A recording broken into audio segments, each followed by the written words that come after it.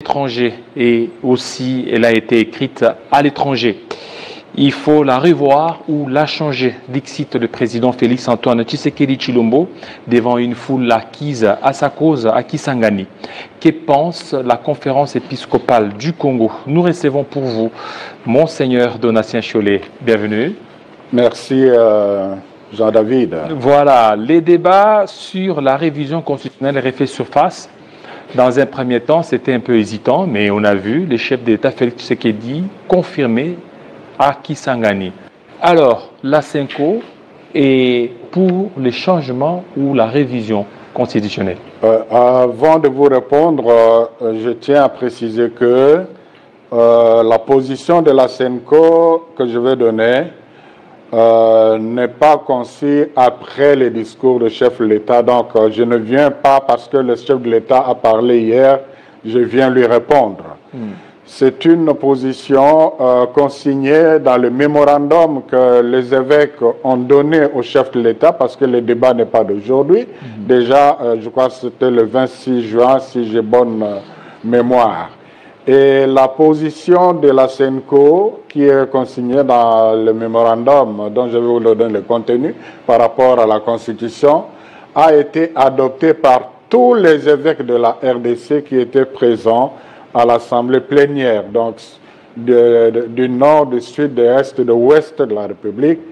Et cette position est à comprendre dans le contexte de la mission prophétique de l'Église, qui n'est pas de faire l'opposition, mais plutôt d'accompagner le peuple et les gouvernants en les exhortant quand c'est nécessaire et en les encourageant quand c'est nécessaire.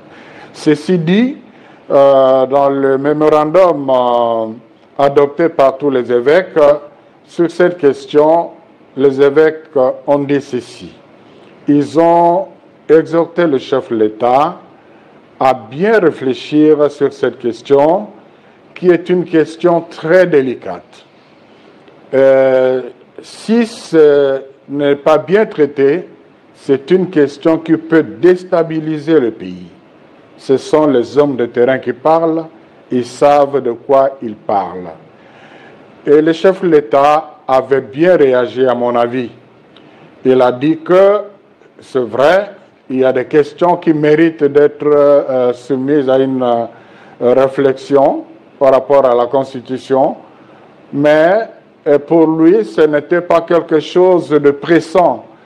Et puis, il n'avait pas l'intention de le faire pour s'éterniser au pouvoir. Lui, c'était un démocrate. Quand son mandat finit, et par une très bonne réaction. Et il a ajouté que dans les conditions sociales actuelles, ce serait pas normal qu'on puisse aller à un référendum, parce que la Constitution, si on doit refuser le changer, il faut un référendum.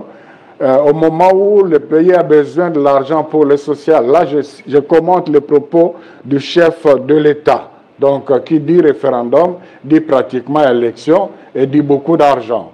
Une réponse, je crois, assez responsable. Et vous vous souviendrez que il y a quelques années passées, on était dans le même débat sur la Constitution.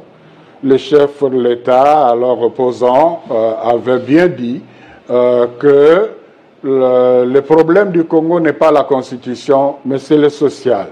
Je crois que sa réaction à ce moment-là et sa réaction au mémorandum de l'évêque, ça tient. Et quand j'ai entendu le ministre de communication dire que ce n'est pas à l'ordre du jour, je n'ai trouvé ça que normal. Mais il y a une évolution depuis un certain temps qui est un peu préoccupante. Les ténors de la majorité, pratiquement de l'UDP, sont en train de développer des réflexions qui risquent d'influencer négativement le chef de l'État. Il y en a, je ne vais pas citer les noms par élégance, qui, en justifiant la nécessité de réviser, de changer la Constitution, ils donnent comme exemple, le mandat du chef de l'État est de 5 ans. Déjà, il perd quelques mois, si pas une année, après son élection. avant qu'il ait un gouvernement. La dernière année, c'est l'année électorale, donc il ne sait pas travailler pour le peuple, il n'a plus que 3 ans. Vous comprenez? Là, c'est déjà quelque chose qui révèle l'intention cachée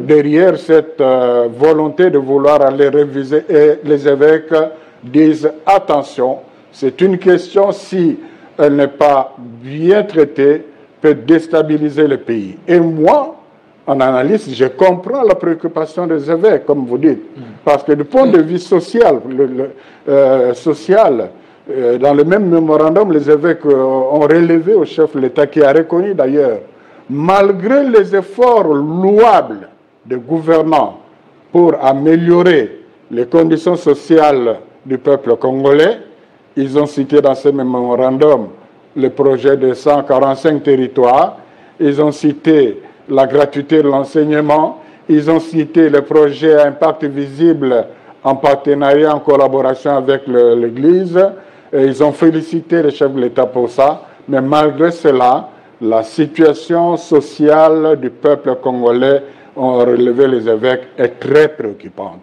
Je crois que ça, ce n'est pas quelque chose à démontrer, vous et moi, et tous les téléspectateurs sont d'accord avec moi. C'est vraiment une situation, et d'ailleurs dans le mémorandum, ils ont parlé d'une situation honteuse au regard des richesses dont regorgeait ce pays. Donc, aller perdre les énergies en dehors de cela, c'est très dangereux. Ça, c'est un. 2, parce que dans le mémorandum, ils ont demandé au chef de l'État d'examiner tous les aspects. Donc là, il y a l'aspect social, mais il y a aussi l'aspect sécuritaire. Le pays est dans une situation sécuritaire où nous devons vraiment mettre toutes nos énergies ensemble pour défendre le pays. Donc nous avons des ennemis en face de nous contre lesquels le pays doit se défendre. Est-ce que ce serait normal d'ouvrir un autre front social? Parce que c'est une question qui va diviser la population, vouloir ou pas, parce qu'on connaît, le débat n'est pas d'aujourd'hui, c'est un débat qu'on a eu il y a plus ou moins 10 ans. Et vous savez qu'il y a des gens qui sont morts, comme Thérèse Kapangala et Rossi Mukendi. Donc le peuple congolais n'a pas oublié ça. Donc ça, c'est aussi un autre aspect. Et un autre aspect, c'est l'aspect politique. Donc, quelles que soient les raisons qu'on peut avoir, est-ce que c'est opportun dans le contexte actuel, dans la situation sociale actuelle, où on a des priorités vitales pour la survie du peuple congolais? Les parlementaires qui vont être disons, la plaque tournante de cette révision éventuelle au changement que la CENCO déconseille en réalité. Comment ils sont arrivés là? Je crois que le chef de l'État lui-même a reconnu que les élections à ce niveau-là ne se sont pas bien. Donc il y a quand même un problème de légitimité là. Donc ceux qui ont corrompu pour être là, est-ce que la tendance c'est quoi? C'est récupérer l'argent qu'ils ont dépensé. Hein? Donc nous risquons de traiter des choses très sérieuses à coup d'argent et l'environnement sociopolitique même, je crois que alors donc moi je pense que les bonnes dispositions du chef de l'État par rapport à cette question, exprimées de plusieurs façons, dernièrement en réagissant au mémorandum des évêques, risque d'être étouffé par la pression ou les influences négatives de ces collaborateurs qui ne voient que leur ventre, qui ne voient que le pouvoir pour le pouvoir. Donc je crois que c'est vraiment la responsabilité prophétique des pasteurs, la responsabilité de la société civile qui tient à la paix, qui tient à la stabilité du pays, de faire entendre au chef de l'État aussi un autre son de cloche pour attirer son attention dans un esprit constructif comme le font les évêques. Voilà, maintenant, vous n'avez pas tenu compte aussi de cet aspect des belligérances, parce que certains disent que cette constitution, c'est une constitution de la belligérance.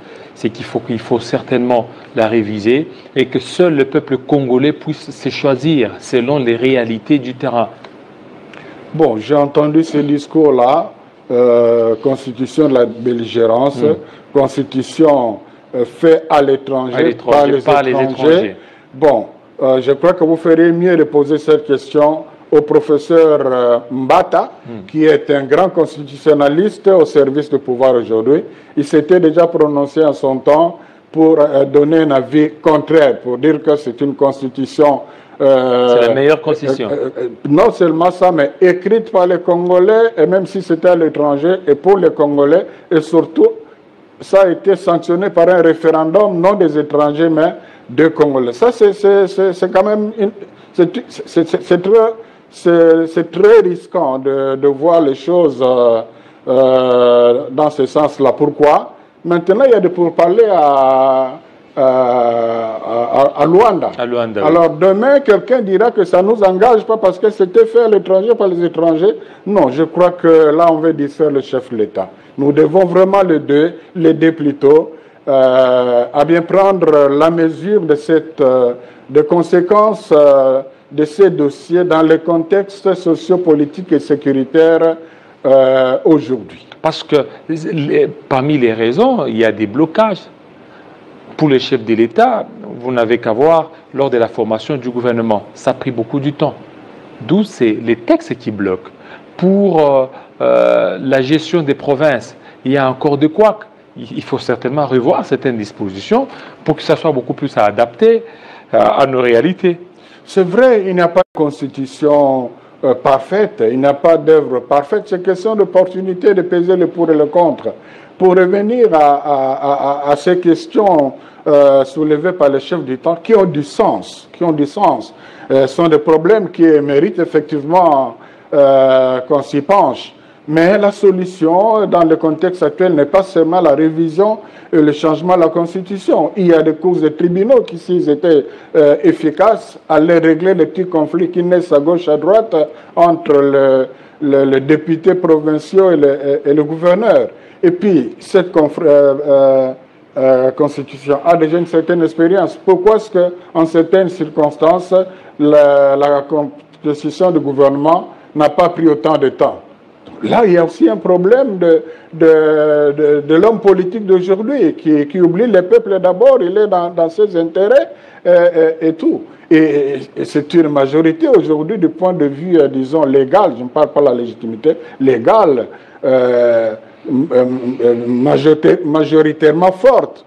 Donc, avec cette large majorité, on a la facilité de régler beaucoup de choses sans prendre le risque d'aller sur ce terrain-là que de conseiller les évêques. Alors, les évêques tels qu'ils sont là, parce que tantôt là, vous aviez dit la position que le chef d'État a prise, c'est une position qui serait dangereuse. Qu'est-ce que vous pensez? Qu'est-ce que vous entendez par position dangereuse? Écoutez, précisons les choses. À ce que je sache, le chef de l'État n'a pas décidé de changer la Constitution, de réviser, mais il a promis de lancer une réflexion en mettant en exergue les questions qui méritent d'être, disons, réfléchies.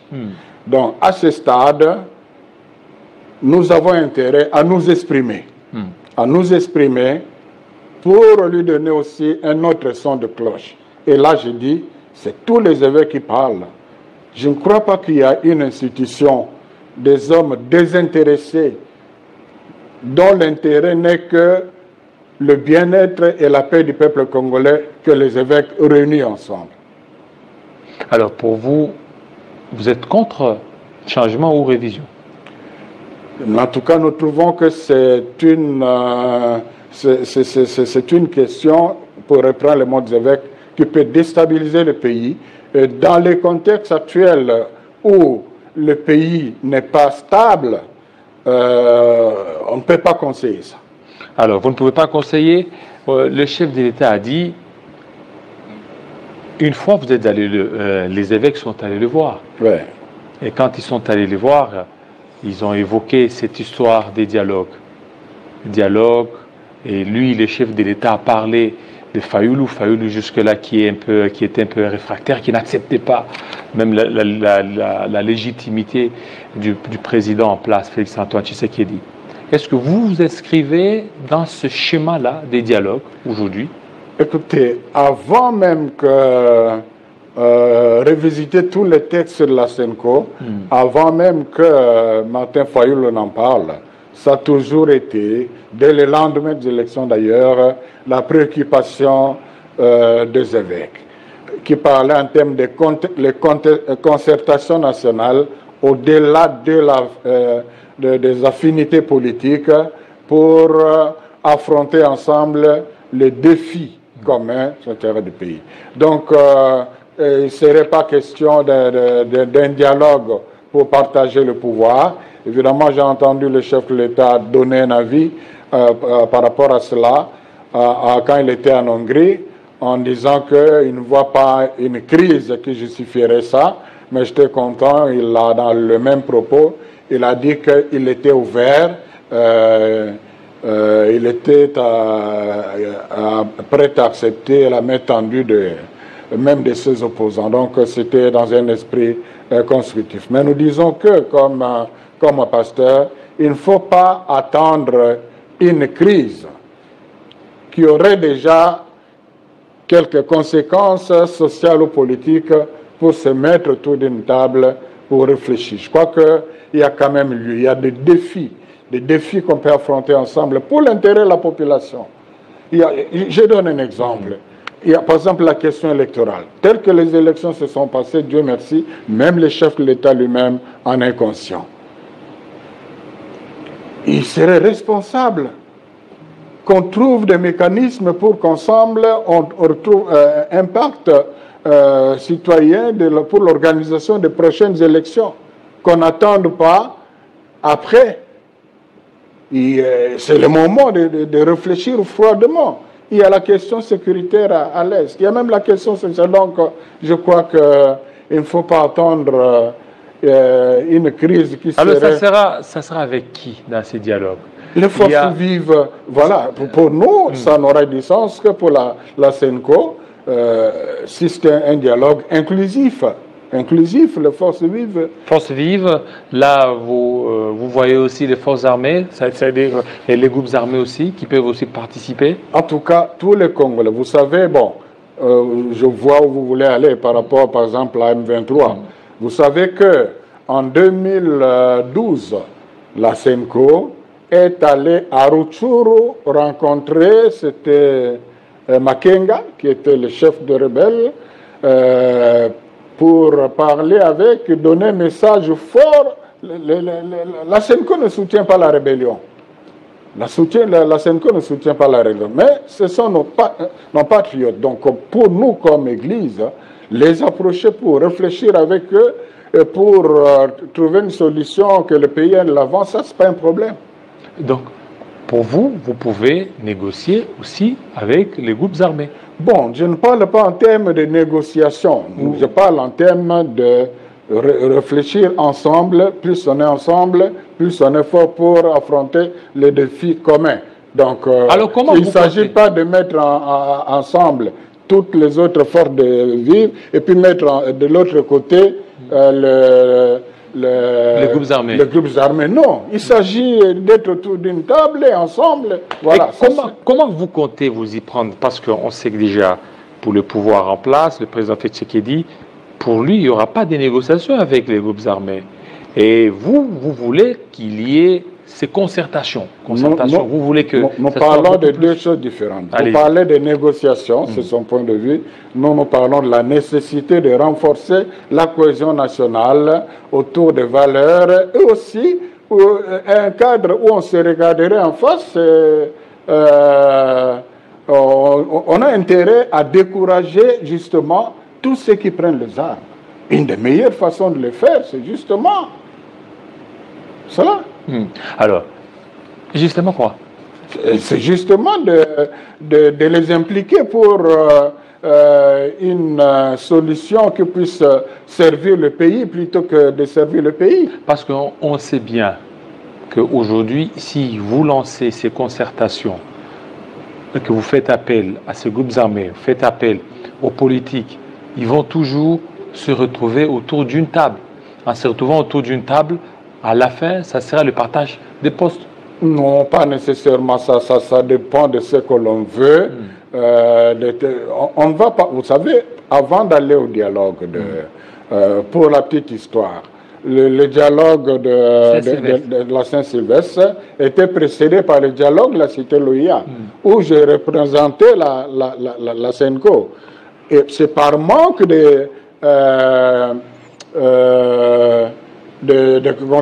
fait que l'UDPS, le rassemblement, le RASOP n'était pas là, le fait que ce dialogue-là avait exclu certaines personnes, ça ne nous a pas arrangé. Sans la volonté des parties prenantes, sans la volonté du chef de l'État. Il faut que lui le veuille d'abord, pour qu'on ait, disons, la bénédiction, si vous voulez. Si c'est la SENCO, ça peut être une structure. L'essentiel est que ce soit fait, hein, quelle que soit la personne qui peut manager ça. Non, pas, mais si c'est la SENCO, les évêques donneront leurs conditions, notamment l'inclusivité ne manquerait pas. Je l'ai dit parce que je sais que l'Église est cohérente. J'ai accompagné, je suis avec les évêques il y a déjà quelques années, je sais qu'en telles circonstances, ils ont réagi comme ça. Ce sont des gens qui ne se contredisent pas. Donc, c'est comme ça que je dis, je parie que l'inclusivité sera une des exigences. Alors, donc, il faut que les acteurs le veulent, et surtout que le chef de l'État le veuille. Et si on obtient déjà ça, le reste, je crois que le pari pourra être gagné. On dit de l'Église catholique, surtout la SENCO, est pro-opposition. Pardon? On dit de l'Église catholique, surtout la SENCO, qu'elle serait pro-opposition, qu'elle soutiendrait beaucoup plus les revendications de l'opposition. Non, je crois que là, franchement, on se trompe. On se trompe. Les évêques, dans leur message après les élections, après avoir critiqué ce qui était pouvait être critiqué, ils avaient dit quelque chose qui n'a pas arrangé beaucoup de Congolais, notamment de l'opposition, qu'ils accompagneraient le chef de l'État durant son deuxième et dernier mandat. Mais malheureusement, ceux qui ont réagi, on croit que l'accompagnement, c'est applaudir tout ce que fait le pouvoir. Non, les évêques sont des pasteurs. Les conseillers qui rendent aux chefs leurs idées, ce sont des mauvais conseillers. Et malheureusement, dans beaucoup de politiques africaines, on trouve beaucoup de ces conseillers qui n'osent pas dire la vérité aux chefs, qui sont là pour flatter le chef. Tandis que les évêques sont des pasteurs, ils n'ont aucun intérêt. Aucun évêque ne sera candidat. Je vous dis, ce mémorandum a été signé par tous les évêques de toutes les provinces du Congo. Donc, vous n'allez pas dire que tous les évêques sont dans le... Non, c'est sûr que l'un ou l'autre évêque peut avoir un avis sur un penchant par rapport à son jugement sur tel ou tel politicien ou candidat, mais pas la SENCO comme corps. Et le mémorandum dont je viens de vous donner le contenu, c'est le mémorandum de la SENCO comme corps, approuvé par tous. Et alors, je crois que négliger le conseil de cette catégorie de Congolais qui ont fait preuve de l'amour de ce pays, c'est vraiment se tromper. Voilà, vous avez parlé, vous avez dit que l'Église ou les évêques peuvent avoir des penchants. Mais le nouveau président... Les penchants dans ce sens que chaque évêque a voté, non? Oui. Tous les évêques n'ont pas voté un candidat. Oui. Voilà. Alors, le nouveau président de la SENCO, Fulgence Moutéba, il aurait des penchants envers Katumbi. Bon. Vous me posez la question s'il aurait les penchants. Mais vous pouvez quand même... Moi, de ce que j'observe dans les réflexions qu'il fait, c'est un homme qui est libre d'esprit, qui a le courage d'assumer ses positions. Je crois que si c'était ça, il n'allait pas être massivement voté. Il a été voté à plus de 2/3 de voix au premier tour. Fulgence. Ah oui? au premier tour à plus de 2/3 de voix. Donc ça signifie que en lui, plus de 2/3 des évêques se retrouvent. Et je ne vois pas les évêques, avec cette grande majorité, aller prendre quelqu'un qui a des penchants. Non, je crois que c'est vrai qu'il y a une proximité géographique entre lui et Moïse Katumbi, mais cela n'empêche pas qu'il soit libre. Et la position de l'Église par rapport à ce qui se passe au niveau du Katanga, dans le dossier Moulondé, on attendait que l'Église aussi prenne une position, que l'Église donne aussi son avis par rapport à la piste de Moulondé. Bon, je crois que la SENCO comme institution ne peut pas se prononcer sur un débat de la rue. C'est un débat de la rue? Ah oui, parce que là, jusque-là, il n'y a pas un acte officiel ce sont des actes. Bon, si vous voulez mon avis personnel, oui. En tant qu'individu, je vous dis d'abord, je ne maîtrise pas la loi du pays par rapport à cela. Je dois être humble. Mais je constate qu'il y a une pratique courante où les individus, les particuliers, pour suppléer à certaines défaillances de l'État, s'engagent à faire ce que l'État devrait faire et souvent sans autorisation. Par exemple, puisque nous sommes dans ce domaine-là, je ne suis pas venu ici pour ça, je ne savais même pas que vous allez me poser cette question-là. Je connais des pistes dans le diocèse de Bokungwe qui est là, à Inongo chez moi à Bokoro, des pistes qui ont été initiées même. Là, il ne s'agit même pas de construire mais de réhabiliter. Mais il y a des pistes qui ont été même construites par des privés et finalement pour l'exploitation, ils se sont référés à l'autorité. Combien de ponts que les gens... Alors, légal, pas légal, je dis je ne maîtrise pas la loi, mais je dis simplement, il y a cette pratique-là, alors il ne faudra pas que ce soit un acharnement, mais si c'est question de rappeler la loi, et ça doit être fait de façon à ce que ce soit vraiment ça, que c'est pour la loi et non une chasse à l'homme. Voilà, et non une chasse à l'homme. Merci beaucoup, Monseigneur Donatien Chiolet, surtout de votre passage à notre émission d'aujourd'hui. Merci beaucoup, Jean-David. Voilà, merci. Merci à vous, fidèles téléspectateurs. Vous aviez suivi la